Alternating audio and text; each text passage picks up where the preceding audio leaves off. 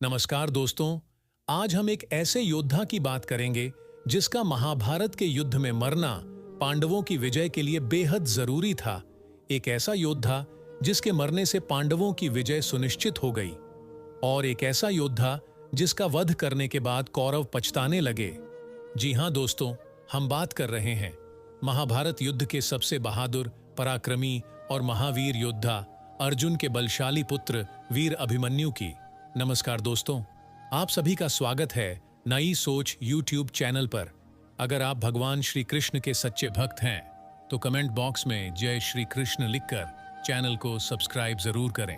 दोस्तों, आज हम इस वीडियो के माध्यम से आपको अभिमन्यु के मरने के 5 ऐसे कारण बताएंगे जिसको सुनकर आप भी मान जाएंगे कि महाभारत के युद्ध में अभिमन्यु का मरना पांडवों की विजय के लिए क्यों जरूरी था। आखिर वो क्या कारण थे जिनकी वजह से अभिमन्यु के शव पर लिखी गई पांडवों के विजय की कहानी। तो देर ना करते हुए वीडियो को शुरू करते हैं। दोस्तों, हम सभी जानते हैं कि अभिमन्यु चक्रव्यूह में फंसकर इसलिए मारा गया क्योंकि उसे चक्रव्यूह को भेदना नहीं आता था। भगवान श्री कृष्ण यह अच्छी तरह से जानते थे। फिर भी भगवान श्री कृष्ण की नीति के चलते अर्जुन के पुत्र अभिमन्यु को चक्रव्यूह को भेदने का आदेश दिया गया, ये जानते हुए भी कि अभिमन्यु चक्रव्यूह भेदना तो जानते हैं लेकिन उससे बाहर निकलना नहीं जानते। अभिमन्यु के चक्रव्यूह में जाने के बाद उन्हें चारों ओर से घेर लिया गया और घेर कर उनकी जयद्रथ सहित 7 योद्धाओं द्वारा निर्मम तरीके से हत्या कर दी गई, जो कि युद्ध के नियमों के विरुद्ध था। कहते हैं कि श्री कृष्ण यही चाहते थे, क्योंकि जब नियम एक बार एक पक्ष तोड़ देता है तो दूसरे पक्ष को भी इसे तोड़ने का मौका मिल जाता है, और अभिमन्यु का वध वही एक मौका था। दोस्तों, महाभारत युद्ध में अभिमन्यु का मरना इसलिए भी जरूरी था क्योंकि अगर अभिमन्यु ना मरते तो फिर महाभारत में ना तो पितामह, ना तो गुरु द्रोणाचार्य मरते, ना तो जयद्रथ और ना तो कर्ण मरता, और ना ही बाकी कौरव मरते। अभिमन्यु की हत्या में कौरवों ने अपनी मर्यादा का उल्लंघन कर दिया था। महाभारत युद्ध का नियम था कि एक योद्धा से एक ही योद्धा युद्ध करेगा, एक योद्धा से 2 योद्धा युद्ध नहीं कर सकते थे। जो योद्धा तलवार या धनुष लिए है, दूसरे योद्धा को भी उसी हथियार से युद्ध करना होगा। जो योद्धा निहत्था है उस पर प्रहार नहीं किया जाएगा, और जो योद्धा रथ से नीचे हो गया है उस पर भी प्रहार नहीं किया जाएगा। लेकिन अभिमन्यु के साथ 7 योद्धाओं ने एक साथ युद्ध किया। जो युद्ध के नियम थे, सारे नियम कौरवों ने तोड़ दिए और नियम तोड़कर अभिमन्यु की हत्या की गई। जब दानवीर कर्ण के रथ का पहिया जमीन में धंस गया और उसे उठाने के लिए जब कर्ण नीचे उतरे, तब अर्जुन ने बाण चलाने से मना कर दिया। उस वक्त भगवान श्री कृष्ण ने अर्जुन से कहा, अर्जुन बाण चलाओ और इस कर्ण को मार डालो। तब अर्जुन ने कहा, हे वासुदेव, युद्ध का नियम है कि जो रथ से नीचे होता है उस पर बाण नहीं चला सकते। तब भगवान कृष्ण ने कहा, अर्जुन, क्या यह नियम केवल तुम्हारे लिए है? क्या इन लोगों के लिए यह नियम नहीं था? जब अभिमन्यु रथ से नीचे था तो वहां पर यह कर्ण भी था। क्या उसे इस नियम का ज्ञान नहीं था? क्यों उन्होंने अभिमन्यु पर प्रहार किया जब वो रथ से नीचे था? क्या इन्होंने धर्म का पालन किया था? अधर्मी को अधर्म से मार देना ही धर्म होता है। जो जैसा करेगा वो वैसा ही भोगेगा। ये सुनने के बाद अर्जुन ने रथ से नीचे कर्ण पर बाण चलाकर कर्ण का वध कर दिया। प्रारंभ में यही सोचा गया था कि अभिमन्यु चक्रव्यूह को भेदेगा और उसके साथ अन्य योद्धा भी उसके पीछे से चक्रव्यूह में अंदर घुस जाएंगे।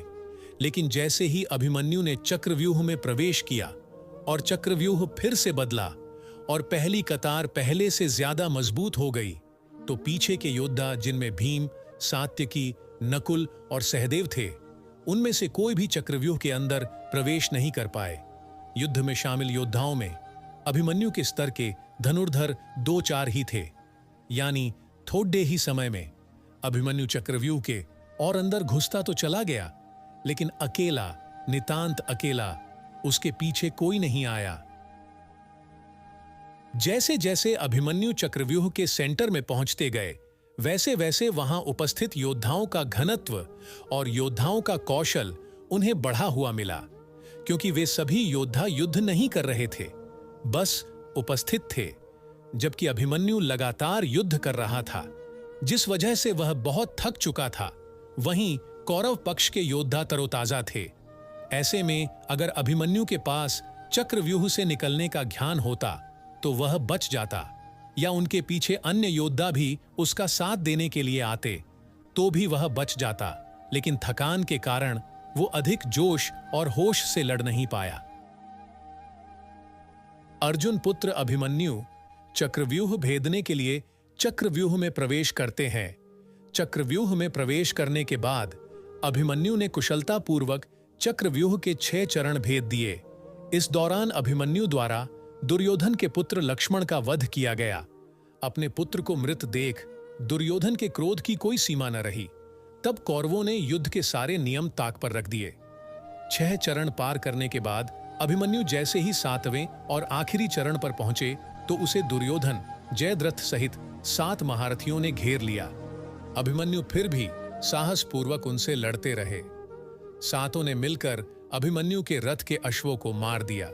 फिर भी अपनी रक्षा करने के लिए अभिमन्यु ने अपने रथ के पहिए को अपने ऊपर रक्षा कवच बनाते हुए रख लिया और दाएं हाथ से तलवार चलाता रहा।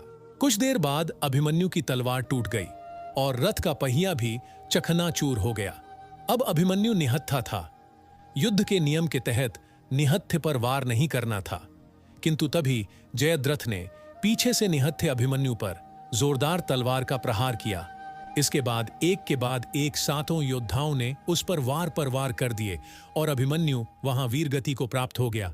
अभिमन्यु की मृत्यु का समाचार जब अर्जुन को मिला तो वे बेहद क्रोधित हो उठे और अपने पुत्र की मृत्यु का बदला लेने के लिए शत्रुओं का सर्वनाश करने का फैसला किया और पूरे महाभारत में अर्जुन ने हाहाकार मचा दिया। तो दोस्तों, ये थे 5 कारण जो साबित करते हैं कि महाभारत के युद्ध में अभिमन्यु का मरना पांडवों की विजय के लिए क्यों जरूरी था। दोस्तों, उम्मीद करता हूं यह वीडियो आपको पसंद आई होगी। वीडियो पसंद आई हो तो वीडियो को लाइक करें, वीडियो को दोस्तों और रिश्तेदारों में शेयर करें, और अगर चैनल पर नए आए हैं तो चैनल को सब्सक्राइब करना ना भूलें। वीडियो को पूरा देखने के लिए आपका दिल से धन्यवाद।